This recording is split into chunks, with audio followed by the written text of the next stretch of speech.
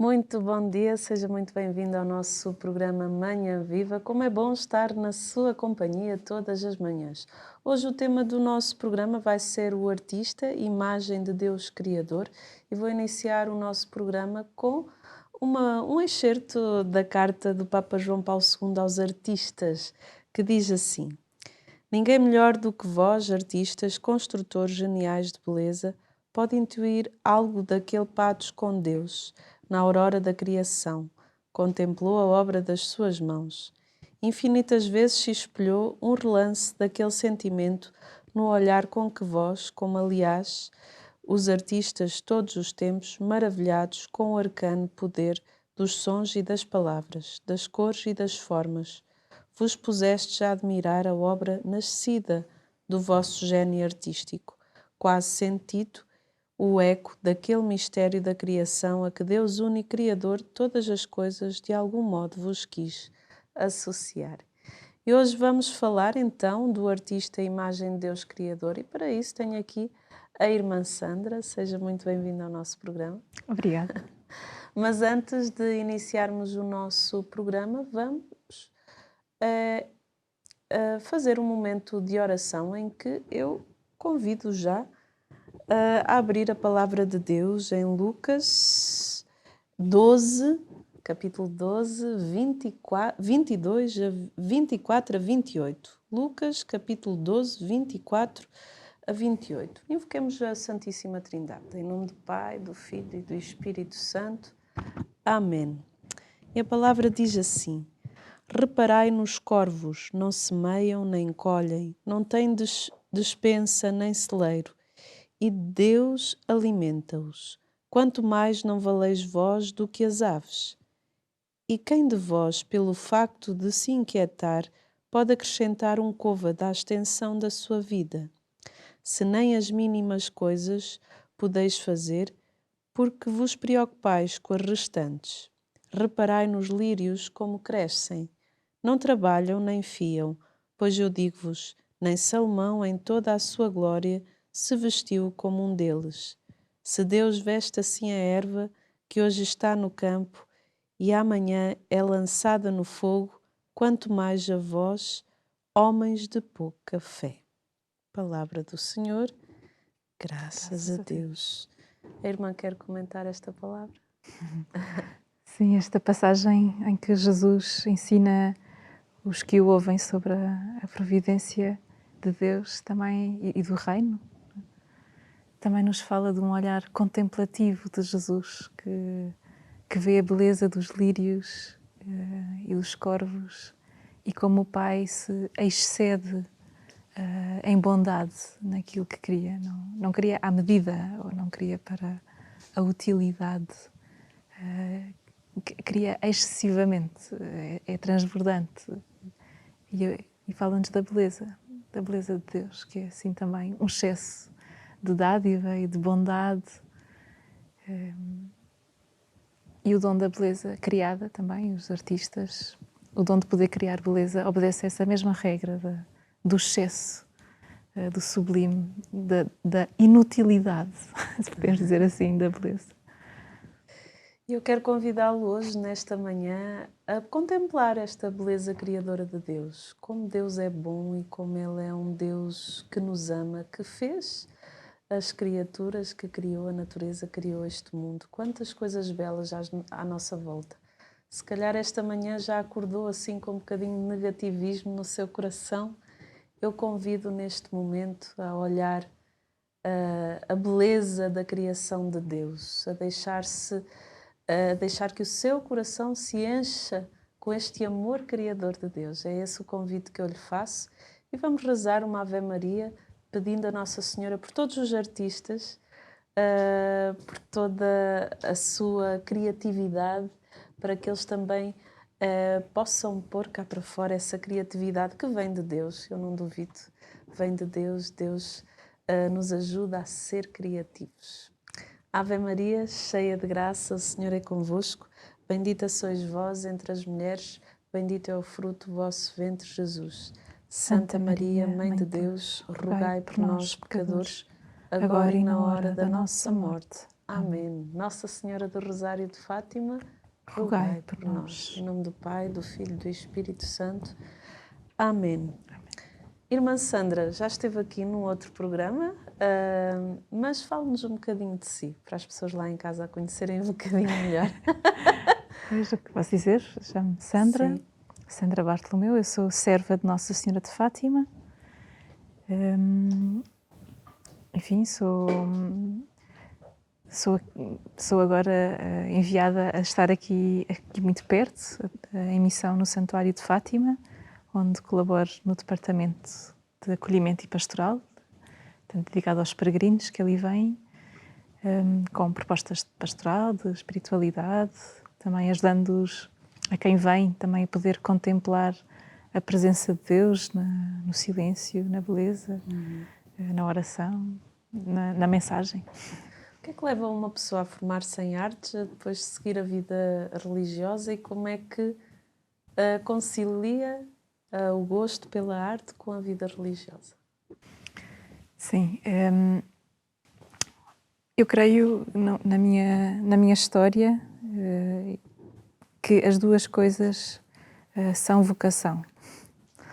E o gosto de uma coisa e de outra pela arte, o fascínio pela arte e também, se quisermos, o apelo interior, o chamamento à consagração, nascem mais ou menos ao mesmo tempo. E no princípio era uma luta, um conflito, porque imaginava que não pudessem ser conciliáveis, que não pudessem ser as duas coisas vividas no mesmo projeto.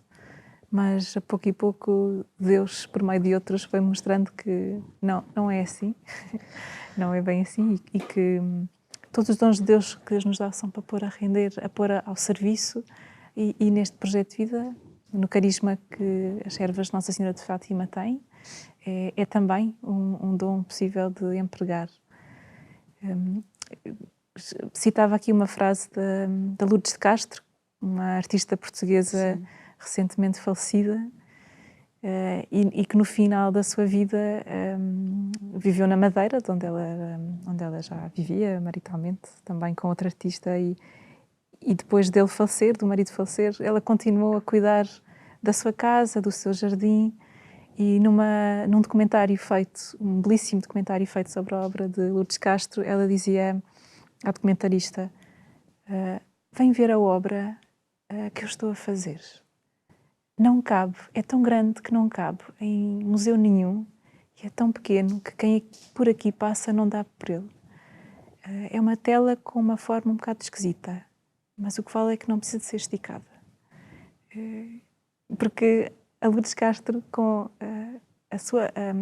a obra da Lourdes Castro, que ela pintou, o conteúdo da sua obra, ela estendeu para o seu cotidiano, os gestos silenciosos, ponderados, medidos, bebia do cotidiano e transferia-os também para o cotidiano. Portanto, o seu cotidiano era a sua obra de arte, o jardim da sua casa, abrir os regos para que a água, quando vem depois das chuvas, pudesse regar tudo, a maneira como cuidava das flores, portanto, tudo, esse olhar contemplativo que a arte ajudou a moldar, e vice-versa, que ela moldou na arte, ela transferiu isso para o cotidiano. O Papa Bento XVI, quando veio a Portugal e falou à comunidade científica e artística, ao mundo da cultura, dizia: fazei coisas belas, mas sobretudo fazei da vossa vida lugares de beleza. E, tanto como disse, sim, na minha vocação, neste projeto de vida, o nosso carisma é conciliável com a pintura, entra também como forma de oração, de expressão, também de alimento pessoal, mas a arte é uma forma de vida, é um estado, é uma maneira de estar na vida também, por isso é vocação. De que forma é que a arte é um dom de Deus e pode ser aproveitado como instrumento de evangelização? Pois, a arte é um dom de Deus, sim. Há bocadinho, quando citava a carta de agora São João Paulo II aos artistas, essa frase é belíssima, Eu, eu acho mesmo bela e verdadeira neste sentido em que os artistas não são só criadores de coisas aprazíveis à vista, são também são pessoas que Deus torna não aqui puxando a brasa à sardinha, Sim. mas experimento isto também pelo meio artístico. São pessoas que Deus dota da capacidade de intuir o mistério inerente às coisas, o mistério da vida. E por isso são, de uma maneira, místicos também. E a arte é mistagógica no sentido em que, se é uma verdadeira obra de arte, também ajuda outros a introduzi-los ao mistério de Deus que habita todas as coisas criadas. Habita a própria existência, habita a história dos homens, revela-se na história humana. E a arte tem essa virtude e função de ajudar a traduzir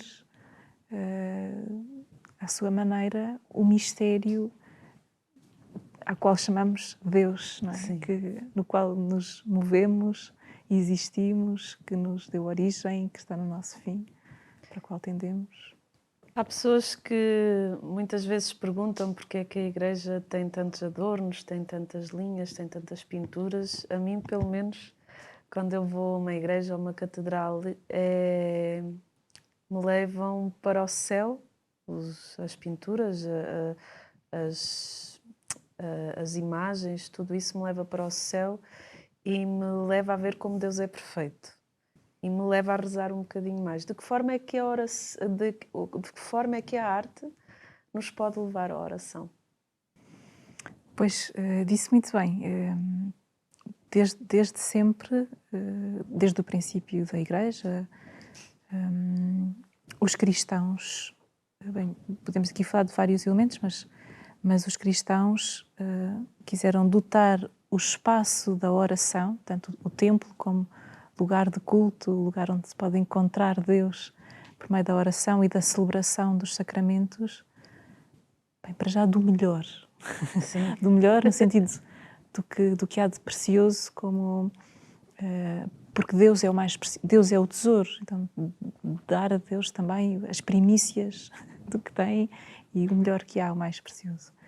Mas também dotar o espaço de atributos que canalizem tudo o que há no homem, todas as faculdades que há no homem, também os sentidos, para Deus. O espaço orante deve ser um espaço que nos proporcione, que nos facilite o recolhimento ou a contemplação, o estar na presença de Deus. E sabemos quando a alfabetização não era uma coisa democratizada. Claro. A única maneira para muitos povos, pessoas, de conhecer a história da revelação, a história sagrada, era por meio das imagens que a Igreja continha no seu interior e também algumas no exterior. Sim. Portanto, essa preocupação de que tudo dentro do espaço litúrgico conduzisse para Deus. A arte é um modo, a via, não é, de poder proporcionar isso aos olhos, aos sentidos de quem entra no espaço da Igreja, falando arquitetonicamente, o espaço da Igreja, não é? Depois, na vida dos cristãos, pois a arte no cotidiano também pode e serve realmente como ferramenta para isso, para, como dizia há bocadinho, para contemplar o mistério. João Paulo II, não nesta carta, mas no documento aos artistas e sobre a arte contemporânea, que às vezes é difícil e se quisermos assim corriqueiramente, é feia, embora o critério da beleza e da fealdade na arte contemporânea não se põe como na arte antiga, mas ele dizia se uma obra é verdadeiramente obra de arte, é porque ela fala do mistério do homem. E se fala do mistério do homem, mesmo que seja da angústia humana ou da fealdade, da angústia, do medo, da agressividade, se fala autenticamente de tudo aquilo que é humano, então também ajuda quem contempla a a contemplar Deus no mistério da humanidade.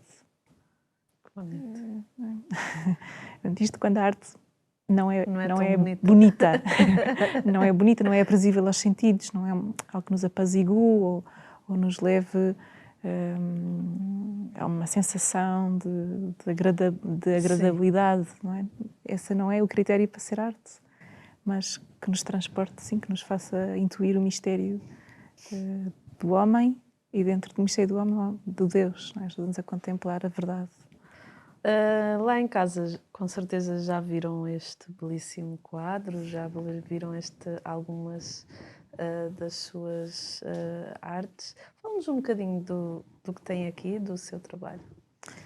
Então, depois disse há bocadinho, penso eu fui estudante, não foi aqui ainda que disse.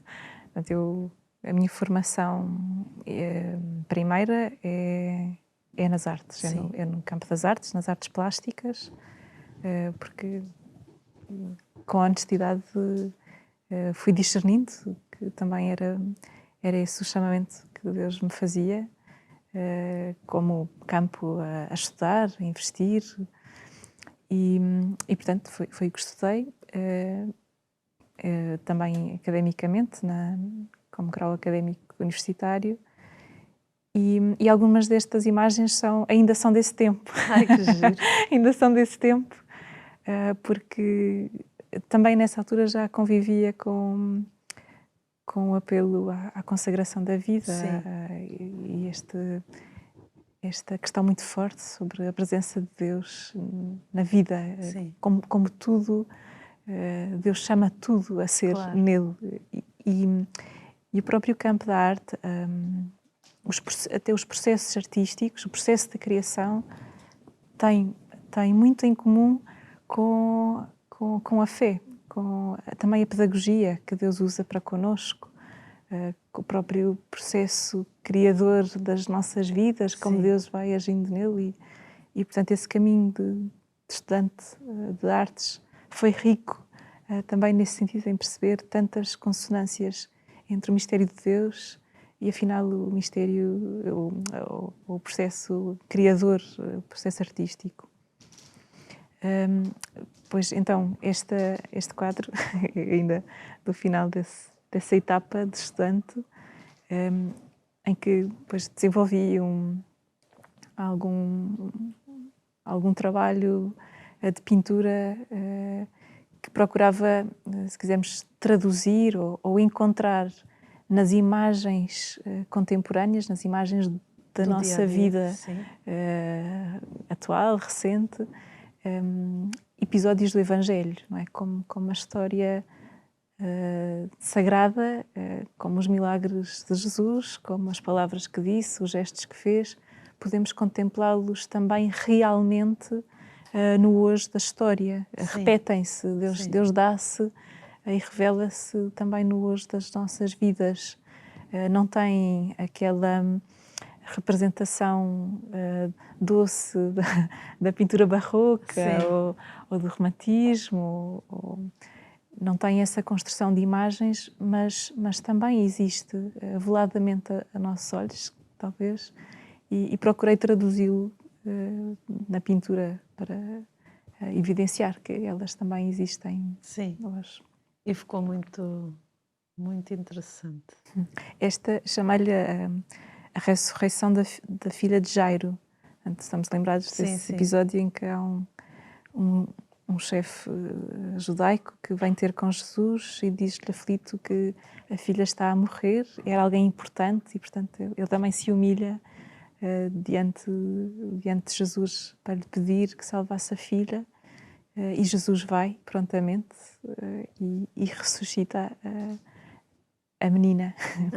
Isto também é um episódio de uma cena de reanimação, pois que também a pacificação que vemos aqui do rosto das personagens também nos diz do modo como o Espírito Santo, o amor de Deus também nos toca com suavidade para nos ressuscitar, por meio de outros também, muitas vezes. E fale-nos destes trabalhos que tem aqui. Muito bem, então, Este aqui também é dessa altura. Sim. Um dos meus autores de eleição é o Rembrandt. Eu tive a oportunidade de estudar os desenhos do Rembrandt, mas é mais conhecida a pintura. Sim. E a pintura da última fase da vida de Rembrandt tem muitos episódios evangélicos. O Rembrandt, pois, como grande parte das pessoas, ou todas as pessoas da Europa daquela altura, não se podia não ser cristão, mas pela história do Rembrandt, na última parte da sua vida, Rembrandt aproximou-se muito de Deus. Sim. E muitas das suas obras são episódios bíblicos. E para muitos desses quadros, dessas pinturas, o Rembrandt fez muitos esquiços, muitos desenhos. Sim. E também fazia muitos desenhos no cotidiano, com pena ou com aparo.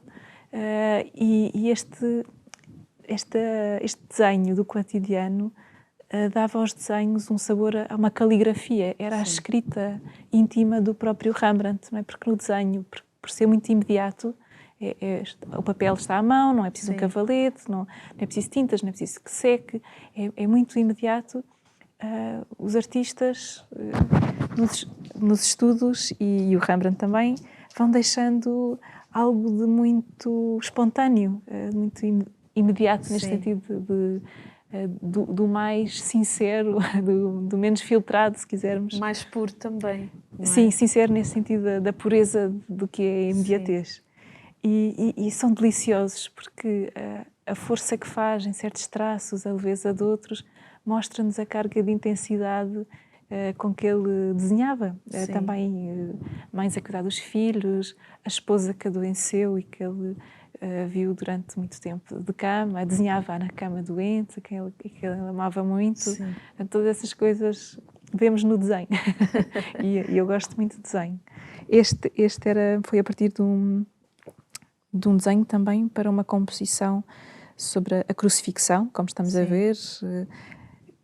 As crucifixões, como outros episódios que o Rembrandt desenhava, são autenticamente teatrais.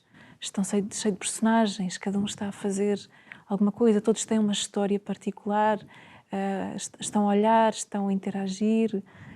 E neste também, este só apanha um bocadinho da gestualidade do desenho, mas esta é um After Rembrandt. Sim, e também um apontamento de paisagem, porque nesse tempo também passei a gostar muito da pintura de paisagem, nomeadamente do século XVIII e por aí, porque também nos fala do sublime. Dentro da beleza, este aspecto do sublime, isto é, o sublime é algo que compreendemos, que não conseguimos compreender. Compreendemos que nos transcende, é tão grande, é tão vasto, transcende as nossas capacidades de captação. Ficamos simplesmente extasiados a contemplar, não é? Como uma bela paisagem, como o mar, como as montanhas. A grandeza da coisa extasia-nos e fala-nos do mistério de Deus. E também onde eu morava nestes anos, agora já a paisagem já está um bocadinho diferente, está muito mais construída, mas todos os dias quando eu chegava da faculdade e olhava para a paisagem que era em frente ao meu prédio e via aquele prado, fazia-me lembrar estas paisagens da pintura de 1700, 1800, e por isso enchia-me desta sensação de sublimidade, de como Deus é grande. E, enfim, fiz alguns apontamentos desses. Destes aqui, estes aqui já são um bocadinho, são mais recentes, já não são dessa altura. Aqui uma Pietà, que é também o Bom Samaritano. Isto foi um pedido. Este aqui. Sim. Que eu também achei bonito. Sim, então estes dois são um bocadinho o meu fascínio pelo Francisco Marte, pelo São Francisco Marte, que em 2019 celebramos o centenário da morte e por isso muito se contemplou acerca deste menino contemplativo. Como dentro dele existia esta paisagem sublime de como Deus é grande e como Deus é bom, como Deus é belo.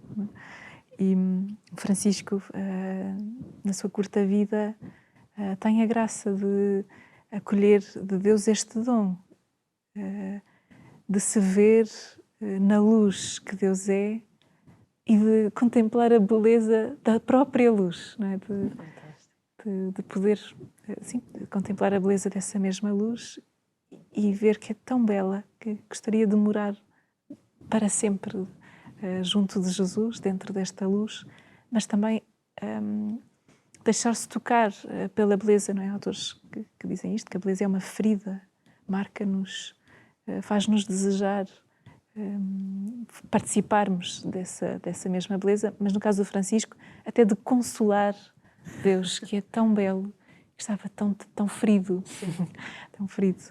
E por isso eu gosto particularmente do Francisco.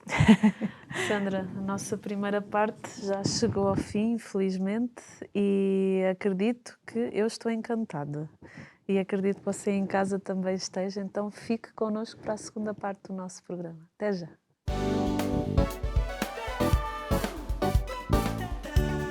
E estamos na segunda parte do nosso programa. A SIC ligou a televisão neste momento. Seja muito bem-vindo. Hoje o nosso tema é o artista e a imagem do Deus Criador e estamos aqui com a irmã Sandra, que nos veio falar um bocadinho da sua arte e da presença da arte na criação de Deus ou da criação de Deus na arte. As duas coisas. Mas ela hoje tem aqui um desafio para nos lançar. Vamos ver o que é que vai sair daqui. Eu já estou aqui com a caneta e o papel na mão. Vamos ver. Muito bem. Então, eu vou propor que nós as duas façamos um exercício de desenho, porque o próprio processo de desenhar, também ele nos pode falar sobre o nosso caminho de fé. Sim. Então, ia propor uma técnica que é muito conhecida dos artistas que nos estão a ver, se tiver a ver algum. não é nada do outro mundo. Chama-se desenho cego. Então, o exercício é este. Nós vamos desenhar com uma caneta. Vamos escolher um objeto. Portanto, o meu objeto pode ser tu. Portanto, eu vou-te desenhar. E a técnica consiste em observares o objeto, posicionares a caneta sobre o papel e o teu olhar percorrer o contorno do objeto sem nunca olhares para o papel e sincronizares a tua mão com o teu olho, como se a sincronia fosse tal que, ao desenhares, percorres exatamente o mesmo percurso que os teus olhos ao contornar a figura daquilo que tu escolheste. Forte, profundo. Vamos lá. Então é um exercício de observação muito atenta. Nunca podes olhar para a folha, Ai. nunca tires a caneta de cima do papel e contornas muito devagar a figura que escolheste, o objeto, Sim. com o teu olhar. Ok. E a mão vai desenhando ao mesmo tempo que os teus olhos andam. Ok. Está bem? Portanto, vamos fazer um exercício de 1 minuto. Quando tiver passado 1 minuto, paramos onde estivermos. Está bem. Está bem? Vamos lá. Muito bem. Então, Não posso olhar para o papel. Ai, meu Deus. olhas fixamente para o objeto que escolheres. Sim. E a tua mão faz o mesmo gesto, mas no papel, sem nunca tirar o bico do papel. Ok. Espero ter explicado bem, porque já não sou professora de arte já há muito tempo.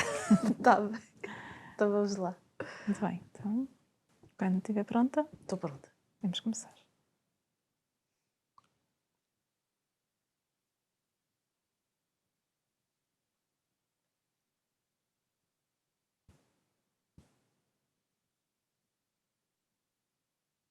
Não pode tirar a caneta de papel? Não.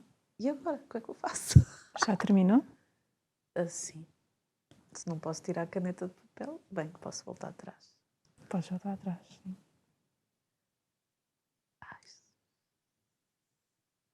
este exercício deve ser feito muito devagar para apanhar os detalhes e sincronizar muito bem a mão com o olho.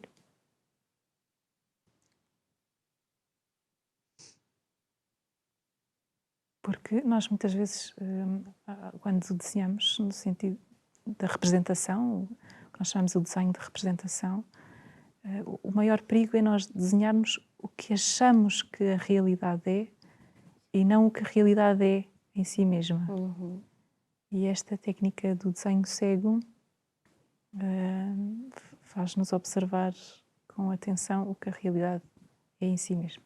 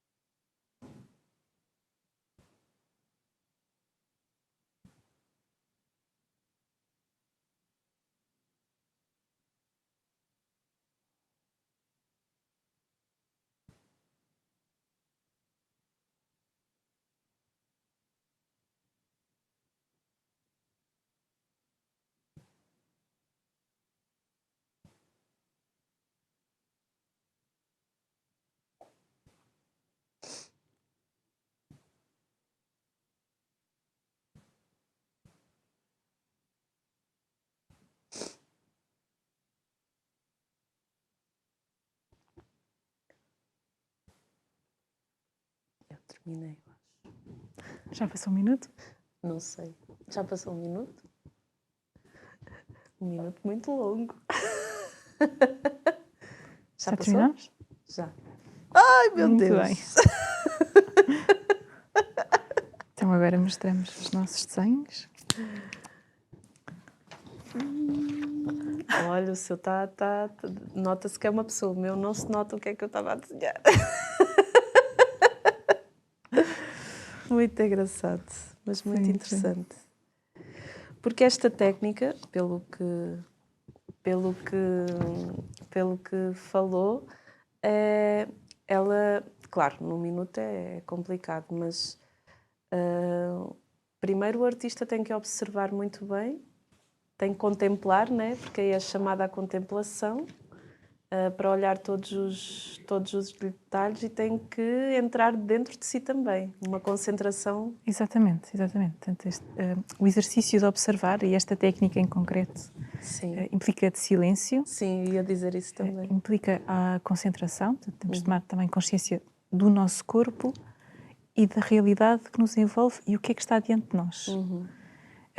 E depois também a consciência do nosso corpo para ir sincronizando os nossos movimentos com o nosso olhar.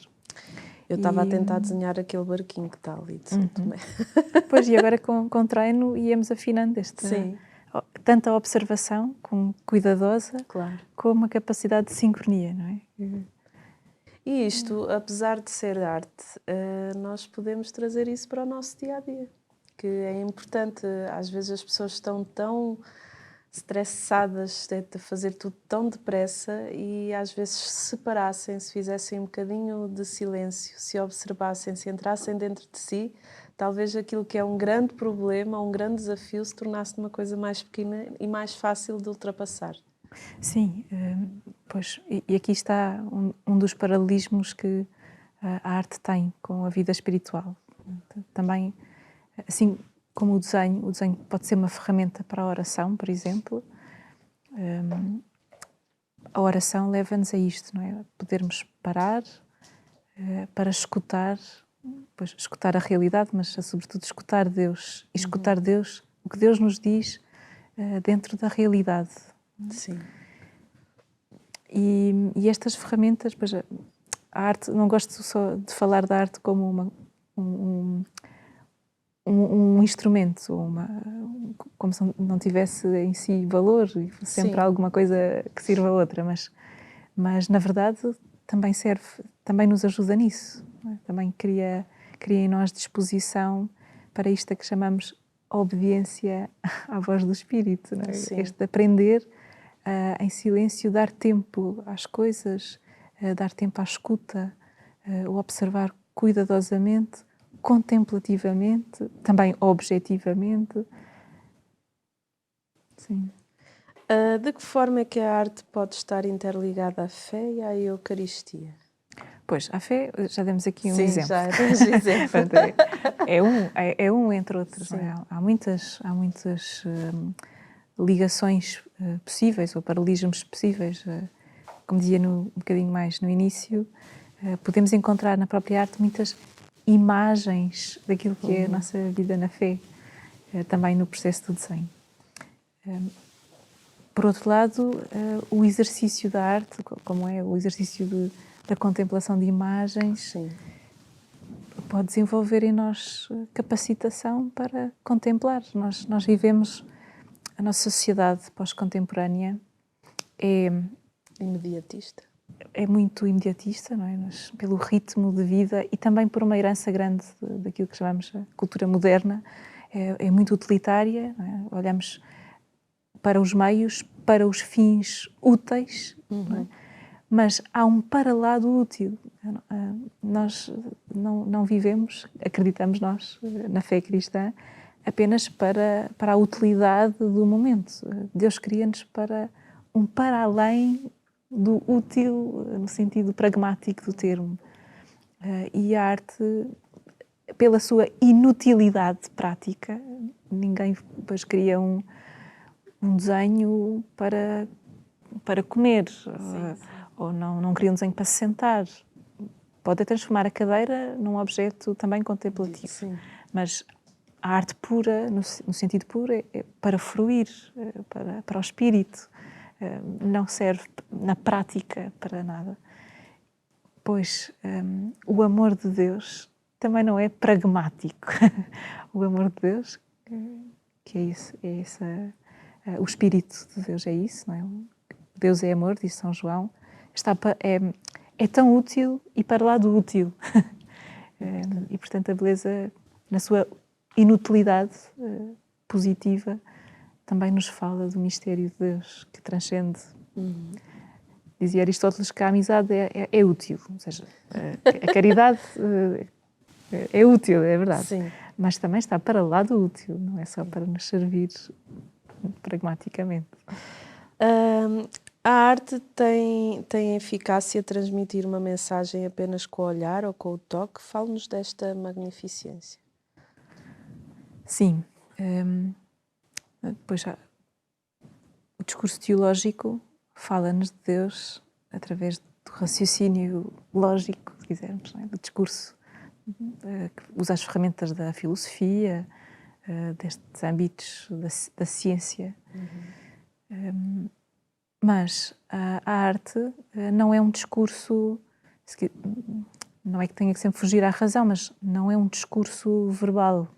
A arte plástica, ou mesmo a poesia, não obedece aos mesmos parâmetros da ciência, não tem um parâmetro científico, portanto usa um outro código, uma outra pauta para nos dizer Deus, que é esta dos sentidos, da intuição, da criatividade, que são complementares, não é? Uma coisa e outra. Sabemos na história da Igreja quantos teólogos não inspiraram e conduziram também a produção de grandes obras da história da Igreja. E vice-versa. Também quantas obras de arte não inspiraram santos cristãos que pela contemplação depois chegaram ao conhecimento de Deus e puderam explicá-lo com uma linguagem muito objetiva. Portanto, uma coisa e outra. Sim, mas a arte tem este papel, este código dos sentidos, do que é possível fruir, do fruir, sim. Conte-nos um pouco da história da arte onde a Igreja se insere, desde os primórdios até aos dias de hoje. Pois, a Igreja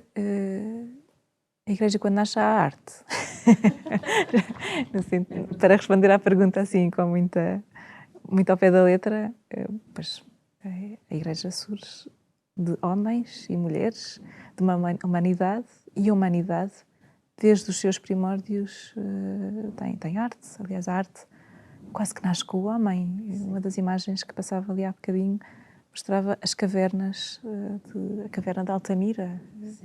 E não, mesmo os antropólogos, arqueólogos e artistas discutem sobre qual nasceu primeiro, a arte, a religião, porque as duas coisas surgem a par. O homem religioso é um homem que tem necessidade de exprimir o seu sentido religioso e de procurar Deus também através da plasticidade da arte. Pois há muitas hipóteses para a arte rupestre, mas uma delas é que podia ser simplesmente pela beleza, de poder desenhar os animais belos que havia no campo, que faziam parte do seu cotidiano de caça, poder reproduzi-los naqueles santuários. No fundo, aquelas grutas eram quase santuários. Mas também podiam estar envolvidos de um próprio ritual religioso, a reprodução destas imagens. Portanto, as coisas andam a par. O artista, os criadores, traduzem, experimentam, dão forma a um sentido religioso, não é? Quando criam obras. Portanto, as coisas andam aqui a par. Agora, a Igreja, quando surge, a comunidade dos cristãos, também ela cria arte, também ela dá origem a muitas obras de arte, também a características novas dentro do panorama, se pudermos fazer esse panorama mundial das obras de arte, podemos identificar o que é a arte cristã dentro da história da humanidade. Demos alguns exemplos da riqueza artística da Igreja. Pois, será difícil dar alguns, aqui foram passando vários que são muito poucos, não é? Mas quando os cristãos se reuniam para celebrar a fé desde os primeiros anos da Igreja, e quando, portanto, nesses primeiros anos, talvez não temos registro de arte dessas primeiras comunidades, mas quando começaram a ser perseguidos e reuniam-se nas catacumbas, não sabemos estas histórias, pois as catacumbas, essas sim, relatam-nos, ainda nos mostram como os cristãos reproduziam em paredes símbolos que para eles eram importantes como referências deste Deus que é pastor, que cuida de nós e que, portanto, vão construindo gradualmente uma iconografia daquilo que é a fé cristã. E desde então, é uma longa história de séculos, não é? Até ao dia de hoje. A Igreja foi a grande encomendadora, a grande financiadora de muitos artistas. Os artistas trabalhavam para quem lhes dava o pão. E, portanto, a não ser o poder político, a Igreja era a grande encomendadora das obras. Portanto, grande património da humanidade existe dentro das igrejas, para o povo, para podermos contemplar a história religiosa, a história das pessoas que viveram a fé e a sua devoção aos santos, a Nossa Senhora. Enfim, dentro das catedrais encontramos histórias de reis, a história da humanidade que se mistura, que é premiada pela fé também, e vice-versa, também a fé que é premiada pela história dos homens. Encontramos-nos dentro das catedrais europeias. Portanto, a Igreja também, na sua história, produziu, deu origem também à arte. Em que momento a Igreja começou o diálogo com os artistas? Pois, como dizia, desde sempre. Aliás, os artistas, dentro da cristandade, a nossa sociedade hoje é muito diferente da do início da Igreja e do século e da Idade Média, etc.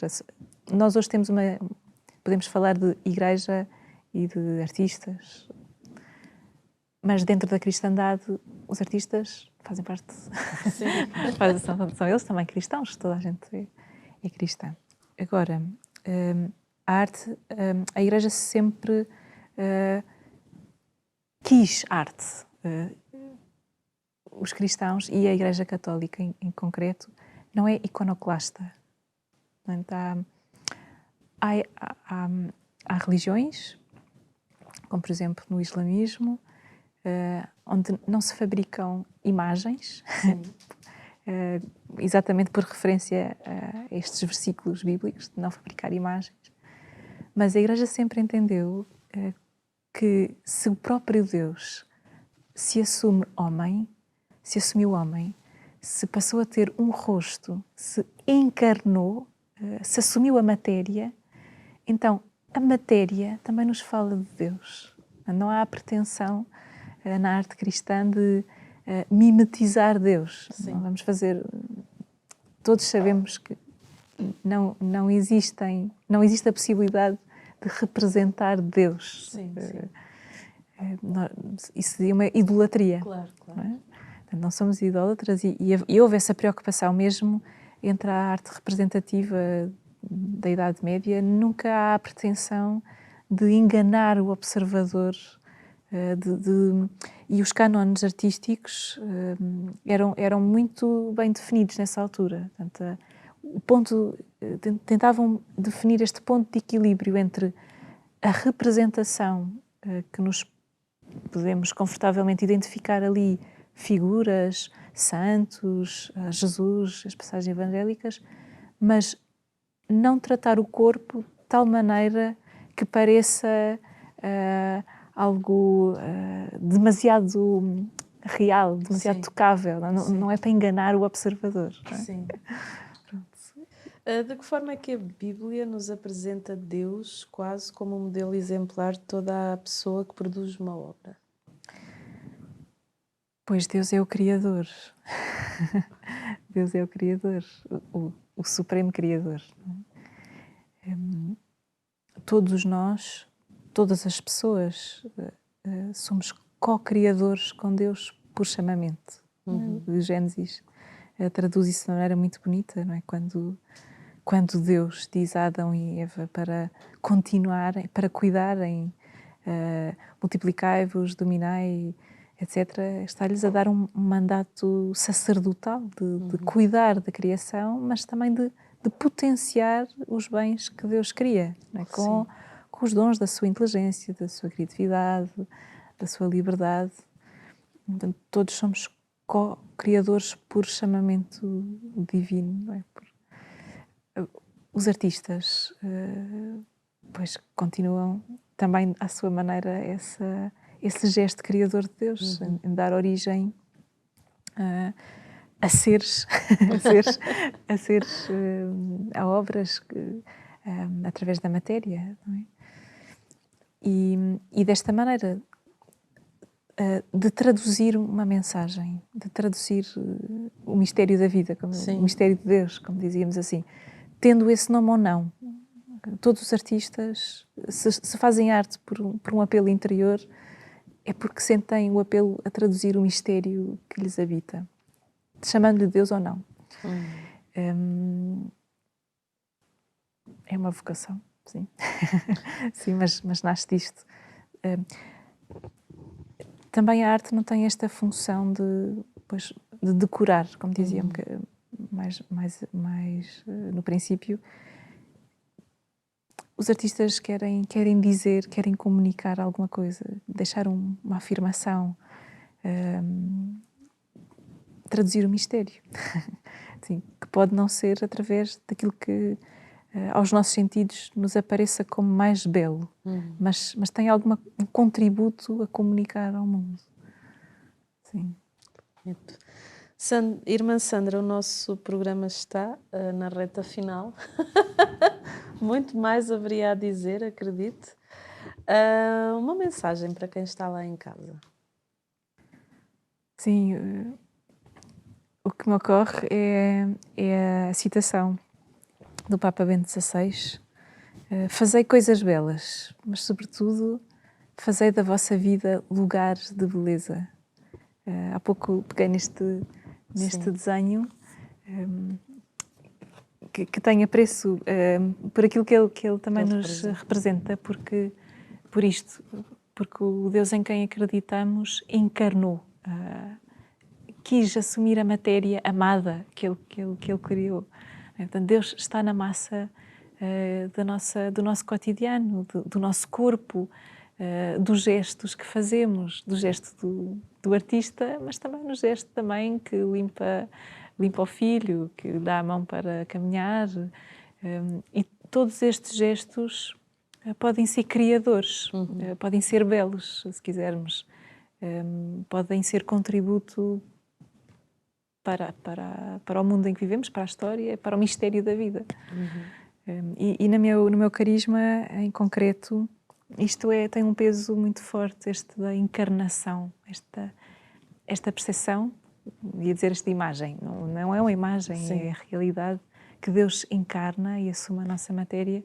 Para nós tem grande importância este aspecto sobre Deus e por isso, pessoalmente até prefiro estas imagens que não são imediatamente identificáveis, mas precisamos de escavar um bocadinho, mas para perceber que Deus está aí verdadeiramente na realidade da, sim, matéria que vivemos. Irmã, muito obrigada pela sua presença aqui no nosso programa. Obrigada também Foi uma riqueza pelo convite. E acredito que aí em casa se deva ter deliciado hoje com o nosso programa, que foi tão profundo, porque falar de arte é sempre entrar nas profundezas do nosso interior e no interior de Deus, não é? Então é muito bonito isso. E assim que está aí em casa, um bem-aja por ajudar a Canção Nova e por fazer com que nós possamos transmitir para si programas tão belos como este. Saiba que pode ver o nosso programa no nosso canal do YouTube. Até ao próximo programa, se Deus quiser.